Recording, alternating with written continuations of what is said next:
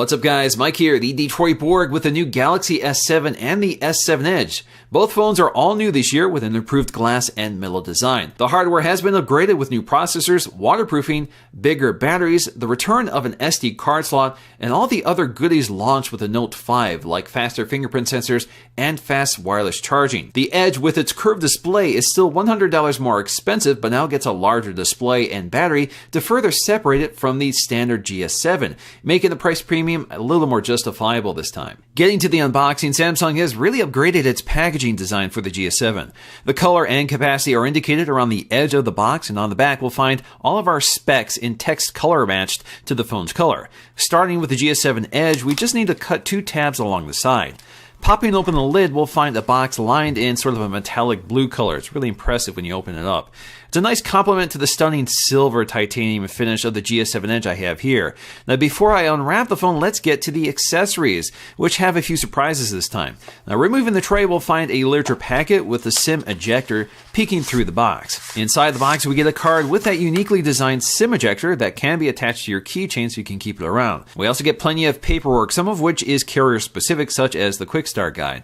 All of the accessories are neatly packaged below, including a tinted carrying case for the headphones. These Samsung headphones debuted last year and include an inline remote control and microphone in addition to replacement ear tips.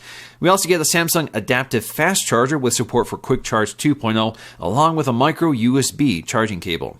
New this year is a USB adapter which can be used to transfer your content from your existing iPhone, Android phone, or BlackBerry, and there is software in the setup process that will assist you with this. The standard GS7 unboxing is identical with the same accessories just scaled to size. Now getting back to the phones, we just need to peel off these very thin sheets of plastic covering the front and back. Both phones are made of Corning Gorilla Glass 4 on both the front and back. So we do have upgraded next generation glass covering these phones, which is thinner but more durable, which allowed Samsung to make these designs even more seamless. Next up, I just need to boot up the phones and get them set up. Now both phones have Quad HD Super AMOLED displays, which are brighter and more vivid than ever, with stunning colors and solid blacks. Now the GS7 is once again 5.1 inches, but the Edge jumps to 5.5 inches. Although the designs look very similar to the GS6, they have been spruced up with more rounded edges and a seamless design, which makes the phones feel much nicer in the hand to hold. The GS7 has rounded edges on the back similar to the Note 5, which makes the phone feel slimmer. The Edge also rounds off the corners on the back of the phone to create a more comfortable grip, while the smoother edges don't feel as sharp and narrow as the previous S6. The continuous and seamless surfacing also eliminates the chamfered edges from the previous phones. As before, the GS7 Edge does feature some degree of palm rejection when gripping the sides of the phone, which is important to avoid unintentional operation. The Edge display is a stunning design feature that adds to the immersive experience of handling this phone. It almost feels as if the display is floating above the glass. The curve is so subtle that distortion is minimal, however, there can be some color shifting due to the curved optics of the glass, which is mostly noticeable on brighter scenes. Down below we'll find our faster fingerprint scanner picked up from the Note 5, flanked on either side by backlit capacitive Android keys. Up top we have a waterproof earpiece along with our light sensor, LED notification light, and a 5 megapixel front-facing camera which can record video up to Quad HD resolution. On the back, we'll find an all-new camera system with a huge f1.7 aperture and a new 12 megapixel sensor with larger pixels for improved low-light sensitivity over the previous 60 megapixel camera.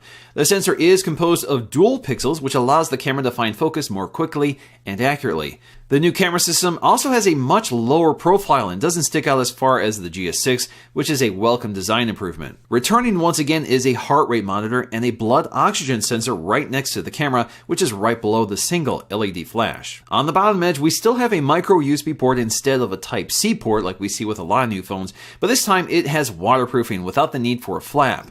The same is true of the headphone jack, microphone, and single loudspeaker. The speakers sound identical on both phones, but are a little quieter than the previous generation. The speakers are less prone to distortion and are water resistant, but this remains an area that could use some improvement. At the top edge, we have another microphone, in addition to a combination nano SIM and micro SD card tray. The tray does incorporate a gasket to keep water out. Missing is the infrared emitter from the GS6, a feature slowly disappearing from many Samsung phones. On the right side, we have the power button, which is slightly slimmer on the edge, which is also true of the volume controls on the left side. The buttons are responsive and tactile, but because the edge is so slim, it can be easy to unintentionally press them. In terms of battery life, the S7 has a 3000 mAh battery while the Edge bumps it up to 3600. Both huge jumps from the 2600 mAh battery from the previous phones. Both phones support Quick Charge 2.0 and fast wireless charging with support for Wireless Qi and PowerMap. In terms of battery life, the S7 Edge achieves a staggering 8 hours of on-screen time at maximum brightness, a full 2 hours more than the S6 Edge in the same test. The GS7 achieved over 6 hours in the same test, a little over an hour better than the GS6 despite a noticeably brighter display. Incidentally, when the phone is turned off and charging, you get a slightly different charging animation for fast charging versus slower charging or standard charging. So that works both with the fast wireless charger or the fast wired charger. Water resistance also returns with the new Galaxy S7, which we lost with the Galaxy S6, but this time we have no flaps covering the ports. So this is IP68 certified, meaning you can submerge this in up to 1.5 meters of water for up to 30 minutes. Now, because we have an exposed USB port, the port is smart enough to know whether it's wet or not, so it will prevent the phone from charging if it is wet. Powering the GS7 is a Snapdragon 820, which employs a unique liquid cooling system to keep the 64-bit chip running at optimal performance. The new Adreno 530 GPU improves gaming performance by over 60% and can utilize the new Vulkan API, which further improves gamer performance over OpenGL. Benchmarks revealed this to be one of the most powerful Android phones today, with a single-core score at around 2300 and a multi-core score at around 5300 for both phones. This is a significant improvement over the previous generation, but can't quite beat the single-core score of the iPhone's A9 chip. The GS7 also jumps up to 4 gigs of RAM with 32 or 64 gigs of onboard storage available with expandable memory. In terms of RAM management, we have a lot more RAM to work with, and the GS7 seems to be able to preserve the state of apps better depending on the demands of the system. I was able to keep about 6 to 7 apps, if not more, suspended without relaunching, and performance overall has been very stable. In terms of the camera's quality, this is one of the best cameras I've tested on a smartphone to date. It's quick to launch, quick to focus, and quick to snap a photograph. It's always ready to go and produces outstanding images in a variety of lighting conditions. Images find focus accurately with crisp detail and balanced exposure, so the camera doesn't wash out highlights or underexpose shadows. With such a wide aperture, the camera really does produce some of the most professional photos I've seen in a smartphone without obvious overprocessing or softening. The camera does have a very shallow depth of field, which creates beautiful images, but also means you have to spend more time monitoring your focus points to make sure you're focusing on what you want. Low light is where the camera really stands out with excellent detail and exposure while preserving color and saturation, which is where most smartphone cameras struggle. Now, if you compare the GS7's low light image next to the iPhone 6s Plus, you can see a similar amount of detail and light sensitivity, but the GS7 is far less cold and washed out. This becomes particularly dramatic when you use the flash on the GS7, which combines with the image processing to produce images that look like they were taken with a full-size camera flash. The difference is especially dramatic when you compare it to the iPhone 6s Plus, which looks dimmer and washed out. Video quality is also outstanding on this phone with optical image stabilization and high bitrate 4K video recording, so you're able to achieve some of the best looking 4K video you can get on a smartphone today. We do have continuous autofocusing on this camera, and it's really smooth and inobtrusive, so you don't have the hunting around like you typically see with these large aperture lenses. So that makes handheld 4K video on this phone really outstanding. What's up guys, Mike here, the Detroit Borg, testing out the front-facing camera of the new Galaxy S7, which now has a wider aperture. It's f1.7 instead of 1.9 like last year, but it's still 5 megapixels and can still record in Quad HD resolution. As you can see, exposure compensation is very smooth and it's able to keep my face illuminated even in challenging backlit conditions. So a fantastic camera overall with excellent clarity. Another new feature with the Galaxy S7 is this always-on display. So this appears when the device is locked, and because we're using Super AMOLED technology, it's only lighting the pixels it needs in order to display this information. So it's very battery efficient. Now, this will always stay on until it's in your pocket or face down, so it's smart enough to know when it doesn't need to be on. And it does move around so it doesn't burn into the display. So there are several ways you can display information here. I'm going to go to Settings, go to Display, and go to Always On Display, which you can turn off. So if you don't want this on, you can turn that off, or you can also go to your quick settings up here to quickly turn that off. So in terms of content to show, we have 3 options. We have clock, calendar, or image. So let's take a look at clock. We have several clock styles to pick from, including analog clocks, digital clocks, as well as a dual clock. And then we can select a background image for that clock. So if you want a matching background color here, like blue for this clock, you can choose that. Of course, you have purple, green, and a red color. or you can choose none at all. We can also choose image, and we have 3 images which are battery efficient, so they're designed not to drain too much battery here. So we have like a star field or a row of trees. So if I go and select one of these and go to the lock screen, again you can see the entire screen is filled up with the star field, which is kind of neat with this AMOLED display, especially in the dark, and it does shift so it doesn't burn in. The Edge screen software has been updated and upgraded for the Galaxy S7. Once again, the Edge is the only one that gets this, not the standard GS7. But again, this is a feature that you can invoke by swiping in from the edge of the display. Now, you'll find this little tab along the edge, which you can configure, but this is where you swipe in order to invoke the feature. So, for example, on People Edge, I can select the dog groomer here, and this allows me to quickly call them or send them a message.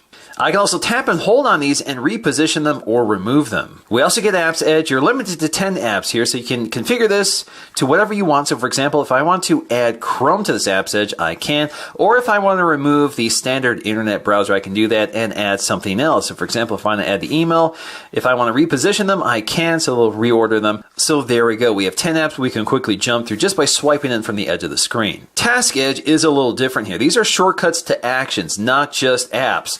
So you can modify these by adding to them. So here we have a variety of ones that have already been added, such as calendaring, cameras. If you want to take a picture, take a selfie, or a panorama, you can quickly add those. Alarm clocks, contacts, search contacts, compose emails, and more. So for example, I can launch right into the selfie camera to take a selfie. We also have our options, and this allows us to turn off some of these panels. So we can add new ones or just unselect them. So you can see the ones I've added have been checked in blue. We have others here like stocks, sports scores, Milk Music, or the CNN News app, and a few others, including Compass and your geolocation. So if you want to enable these, you just go ahead and select them. And if you want to know what they are, just tap on them and that will explain exactly what they are. You can also edit these, so if you want to add your favorite stocks to this widget, you can do so. If you want, you can completely turn off the Edge screen features, or you can download new panels. And there's not a whole lot here, but they're all free. We have some settings down here, so we can change the positioning of the tab along the side. So you can go toward the bottom, or toward the top, or toward the middle, and you can switch it to the left hand or right hand side. We can also change the size here from small to large. I'm just going to leave it at medium, and you can change the transparency. Now this phone is powered by Android 6.0.1, so you can see that on the lock screen with quick access to our phone dialer or the camera app, as well as our notifications up here. Now you can also quickly launch into the camera app just by double tapping the home key. We're familiar with that from previous Samsung devices, and the camera is very fast to launch, and this works no matter where you are in the system, whether you're on the home screen like so, or if the device is locked. Now you can modify the apps that appear on the lock screen. We'll have to go to our settings panel to get to it, so let's go right to our lock screen settings, so lock screen and security, and go to info and app shortcuts, go to app shortcuts, and we have our left and right shortcuts. So you can turn that off if you don't want the shortcuts at all, or you can pick any app you want. So for example, if you want Chrome, you can select Chrome, and if you want, let's say, the email app, you can go select it for the right side. Now getting to the main home screen, it is fairly classic Samsung TouchWiz, but it has been enhanced once again with a really slick looking interface. It's more simplified, I think it looks a lot better, and performance is very smooth. So you can see we have one feature here that we're pretty familiar with, which is Flipboard Briefing. This allows us to customize our news feed when we swipe to the right. So you can swipe through your articles here, and you can see it's organized by types of news here, and you can also go up to settings to modify this. So you can turn off notifications from this panel if you want. You can also turn off certain categories. You can rearrange them by dragging them around. You can go to more to select specific areas you're interested in. But of course, if you don't want this at all, just pinch in on the home screen. You can see right here, we have the option to turn that off. And there we have our editor as well, which allows us to select our home screen. So if you want a different home screen from default, you can do that. And you can also add new home screens or take them up to delete. We can also change the screen grid, so we can go from 4x4 by default, or 4x5, or 5x5 if you want to fit more icons onto your home screens. We also have our themes, so we have quite a few themes to pick from. You can download, many of them are free. So for example, let's go ahead and select this one. We're going to download it. Once it's installed, we can go ahead and apply it. And there we go, everything has been updated for this theme, right down to the drop-down notification shade, the iconography, the colors. And if you want to switch back, just pinch in and out again, go to themes, and switch back to default. We also have our widgets panel, so we can drag and drop our widgets. We're all pretty familiar with this, so if we want our Hangouts widget, we can go ahead and drag it to the screen, or we can go ahead and remove that. Samsung has also updated the way we manage our apps on the home screen. If we tap and hold here, we can take it up to remove it from the home screen, but we now have the option to move the app. So this allows us to move this app to another page here. So we can swipe between our pages and then drag and drop it. We also have our wallpapers, and we do have a motion effect which you can turn on and off. So if you tilt the screen, this will actually show you some movement in terms of the wallpaper in relation to the icons on top of it. And you can also see all the available wallpapers which have been updated for the cleaner look of the Galaxy S7. Taking a look at the app drawer, it's fairly tidy here. We just have one page and we have 3 folders of items. In my case, I have a T-Mobile folder because this is a T-Mobile phone, but you can see we have a Google folder full of our Google apps, including Android Pay, and we can actually modify this so we can change the color of the folder if we want, or just leave it by default. But if you change the folder color, it also changes the icon color. Of course, you can search for apps you want. So if you just want to search for Android, it comes up with Android Pay. We can also quickly alphabetize our apps here by clicking Save. We also have our editor. This allows us to folder our apps within the app drawer so we can create new folders, rearrange them, that sort of thing. Otherwise, if you drag and drop apps in the app folder, it just takes you to the home screen. Now, certain apps have these icons indicating that they can be uninstalled. So you can uninstall this app if you want. But unfortunately, you can see lots of apps cannot be hidden or uninstalled. Now, in terms of Samsung apps, not a whole lot here. We have some standard apps like a file manager. So this allows us to see our file tree directly on the device, and everything is organized either by category or you can navigate through device storage. We also have S-Voice, which has been enhanced once again, and we have S-Health for monitoring our fitness data, as well as Samsung's Milk Music service for streaming music subscriptions. Now, if you take a look at S-Voice here, what's the weather like tomorrow in Rochester Hills? Saturday, you'll see some snow flurries. The voice has been tweaked a little bit. Still doesn't sound great here, but it sounds a little more natural, and you get this little pop-up here instead of filling up the entire screen. Of course, if you want to know what other commands S-Voice can do, there's a list here that you can quickly toggle on. S-Voice is also trained to your voice. So when you first activate S-Voice, it will prompt you to train it. Hi, Galaxy. What's the weather like tomorrow in Toronto? Saturday looks like it will be a cloudy day with a high of 33. This will also work when the device is locked. Hi, Galaxy. What's the weather like tomorrow in Chicago? Saturday, don't forget your snow boots. We also have Game Launcher, which is an ecosystem for Samsung devices for games. So you can load all your games in here, keep track of the scores, and see top charts, featured videos. But we can also get to Game Tools, which is kind of interesting. This also allows us to manage our power usage while playing games. Game Tools is a useful widget that appears over your gameplay and tucks away when you don't need it. You can reposition this as well, so if you want it on the left-hand or right-hand side, you can do that. So this brings up some useful tools like recording your gameplay. You can take a screenshot. You can minimize gameplay. So this will suspend the game. Pop it out in this little pop-out so you can continue doing something else in the background and bring it back forward when you want to. So resuming the game here, I can actually lock the recents and back keys so I don't accidentally trigger those, and I can also mute my notifications. Now this is Android 6.0, so if you tap and hold the home key, this will launch into Google Now on tap, which will scan the screen for search items and link you to them. Of course, you can also just jump right to Google Now if you want. Samsung has tweaked the recent apps here just a bit here, so you can see the animation is slightly different. We have a close all button down here, and we have split screen view, which we can activate from this viewer. So you can see certain apps are available for split screen view with these little indicators by the close icon. So that tells me I can open them up side by side. So I can open up YouTube, and then I can pick another app to open up, including Chrome. So I can watch a YouTube video and browse the web at the same time. My name is Erin Gilbert, Dr. So I can resize the window to whatever size I want. If I tap on the icon, I can switch between the top and bottom view if I want.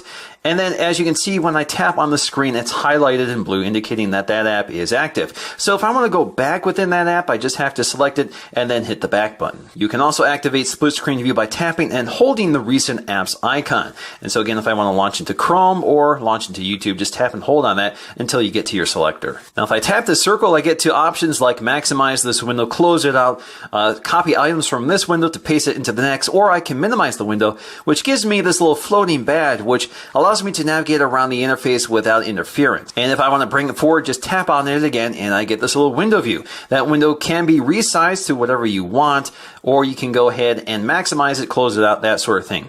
Also, if you have these window views open, if you press the home button, they will minimize into these little badge views, and then we can go somewhere else. We can also activate the pop-out viewer by swiping in from the upper left or right corner. This allows us to create these little windows, and again, you can minimize them by hitting the home button. Now this means you can have up to 5 windows open at the same time, and again, you can minimize them all by hitting the home button. And then we have these little badges that float around. Now if you tap and hold on them, you can actually remove them to close them out. Swiping down on our notification panel, you can see things have been updated quite a bit here. No longer green accents, instead we have blue, grays, and whites, and it's a much brighter looking experience. Of course, down below, we have all of our notifications with a clear all button, and you can go to the notification settings so you can manage them directly from here. So you can turn off notifications from certain apps if you want, and you can go to advanced for more detailed information. So under advanced, we can set specific permissions for apps, so we can see allow notifications, set as a priority, preview and pop-ups, and more. So among the features here includes Quick Connect. This allows us to see devices on our network that we could connect to wirelessly, such as a smart TV, a printer, or that sort of thing. So like all quick settings, we can tap and hold on one of them in order to jump right to the settings panel for that option. Of course, we have lots of controls like vibrate, mute, and sound. We can turn off our GPS location, auto rotate the screen, turn on Bluetooth or turn it off, and then we have Wi-Fi calling. This is a T-Mobile device, so we do have Wi-Fi calling available. You can turn that off if you want. We have some power saving modes, so we can turn that on, and that will dim the display. If you want to know more about what it does, just tap and hold, and it takes you right to it. We also have Do Not Disturb, and we can manage this. Just tap and hold on it, and this will take you to your control panel. So you can turn this on right now, or you can schedule it.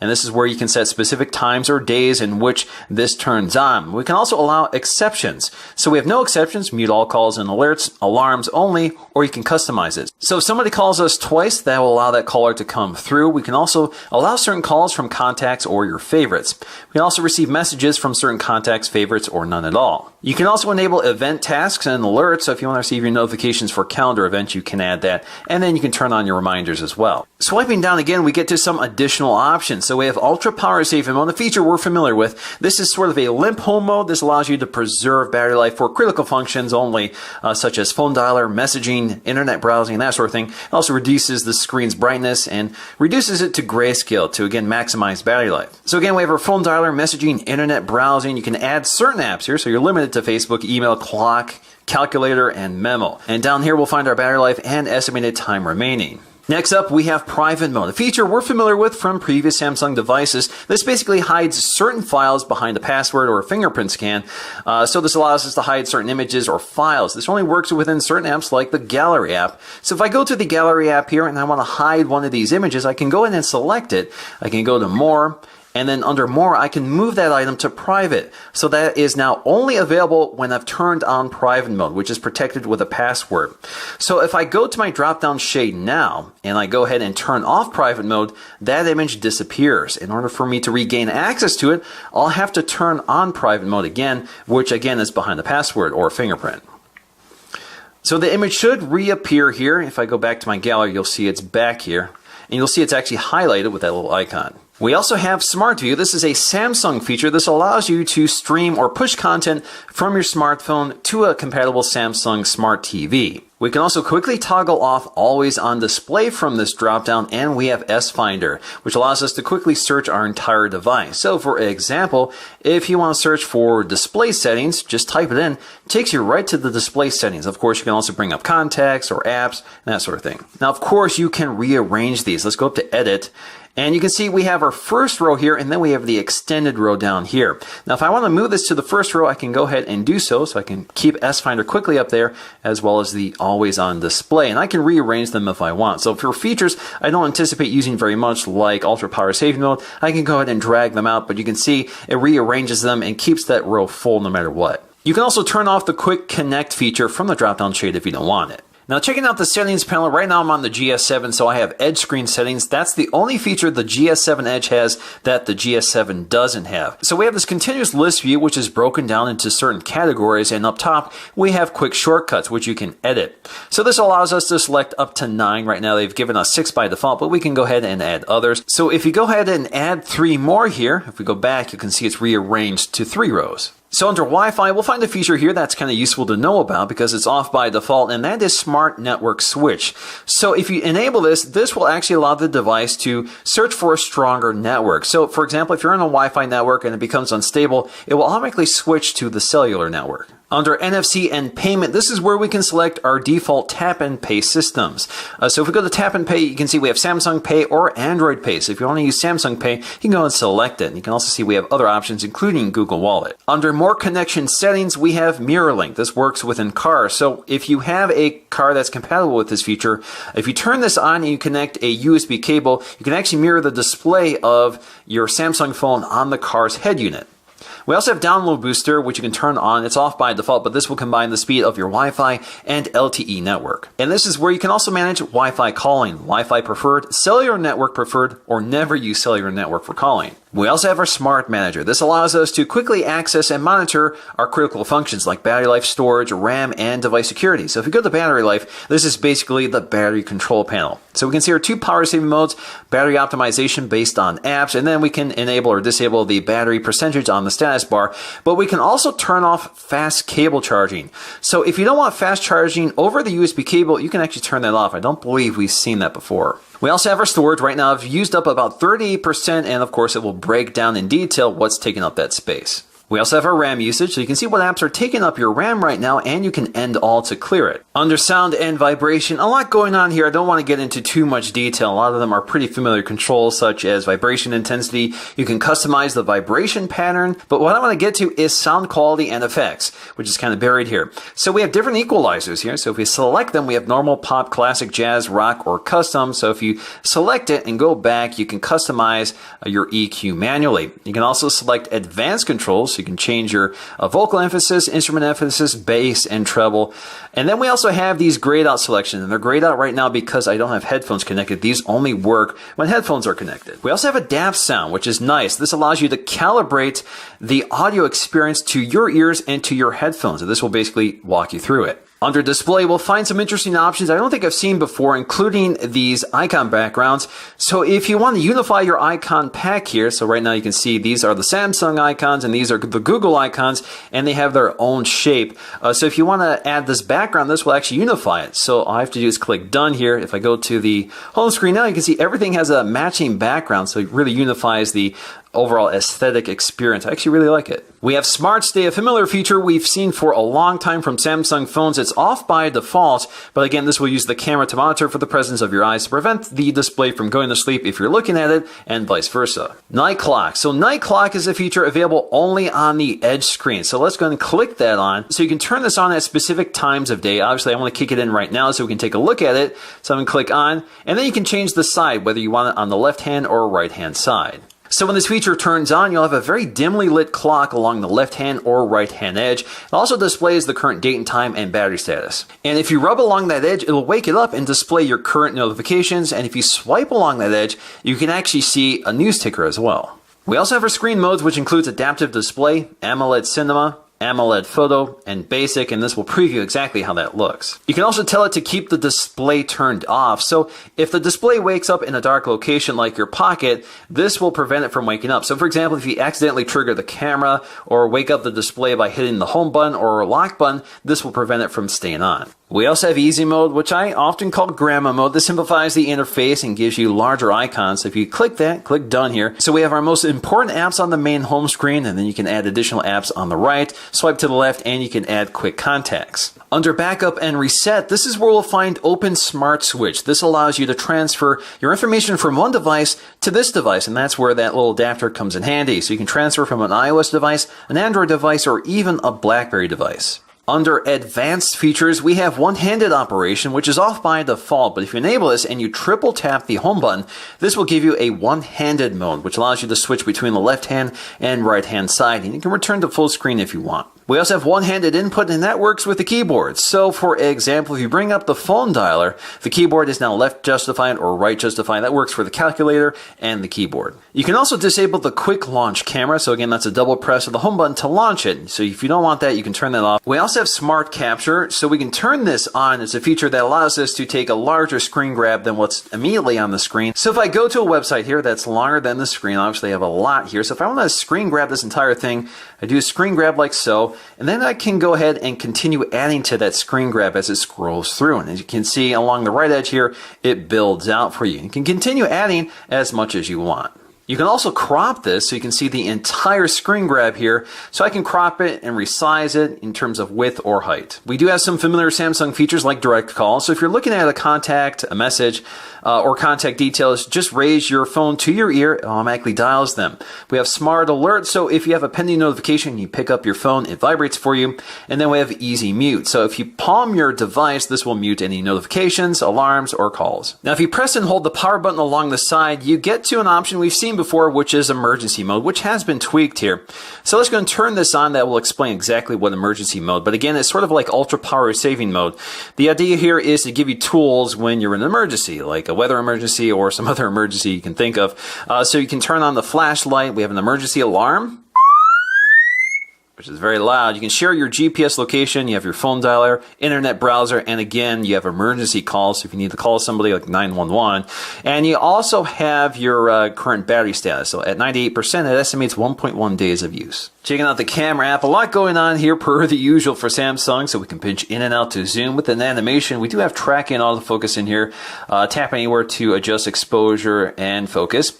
Of course, we can take a burst shot by tapping and holding on the camera, and you get that little countdown. It's really fast. We can also record our video, and while recording video, we can snap photographs even in 4K. Pause it and resume it like so. Lots of modes here, so we can go to our settings, which allows us to select our resolution. Right now I'm in ultra high definition, but we have QHD, full HD at 60 frames per second and below that. We also have motion photo, which is a feature you can turn on. This is actually somewhat similar to Apple's live photo on the iPhone 6s and 6s Plus. So if that feature is turned on, every time you snap a photograph, it's actually recording the first few seconds and last few seconds to stitch together a short video. But when you go to your gallery, all you see is an image until you play it.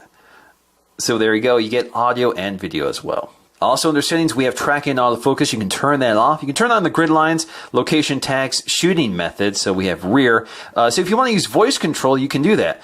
So smile, cheese, capture, shoot, and more. So if we go back to the camera here, shoot takes a photograph. We can also quickly access our favorite features here, such as our image resolution. So we have 4:3 at 12 megapixels. And if you want 16:9, it's cropped to 9.1 megapixels. As always, we have a ton of modes to pick from. So if you want to know what all of these modes are, just go up to info and you'll get a description for each one of them. We can also download new ones. So if you want to install modes you don't see here, some of them used to be included with previous Samsung devices. You can get them back here. So you can see free, all, new, or paid, and there are none paid right now. But taking a look at the modes that we do have, you can rearrange these if you want. So if you want to change the order, you can do that. And if you download new ones, you can delete them. Now, one of the cool ones is Pro Mode. This gives us full manual control for things like exposure, aperture, ISO, white balance, manual focus, as well as these little filters here, which you can select from. We also have live broadcast, a feature we've seen before on the Note 5 and Galaxy S6 Edge Plus, which allows us to broadcast live to YouTube. We also have video collage. This allows us to stitch together a 6-second clip out of 6 separate shots, which is kind of neat. Of course, we also have a front-facing camera with lots of features here, including a flash that's somewhat similar to the Retina flash on iPhone 6s. So it flashes the screen to a color-matched tone, which reads the ambient light conditions for the right tone. Of course, we have lots of settings here for our resolution. This can record in QHD video resolution as well, which is the native resolution of the display. We have our effects here we can pick from, and then we have things like Beauty Face, which actually detects for the presence of your face and softens the details to be more flattering. We can also flash our hand to the camera, and then we'll begin a countdown. So in the end, the Galaxy S7 really are outstanding phones with fantastic displays, cameras, battery life, processing power, and a software experience which looks a lot better than previous generations and is really smooth and kind of complements the design of the phone as well as the displays. Now in my case, I really like the look and the features it adds, so I really have no issues with TouchWiz, especially since performance is so much better this time. As for which phone I would prefer, I would definitely prefer the GS7 Edge for its larger display and battery life, which makes a huge impact. But if you're a fan of a smaller phone, you may want the GS7 at 5.1 inches. I think this is the more conventional size, and both phones look fantastic, made of nice materials which feel great in the hand to handle, and they really stand out as something really premium. Alright guys, so that's going to do for me in this video. Hope you guys enjoyed it. Thanks for watching, and I'll see you again in the next video.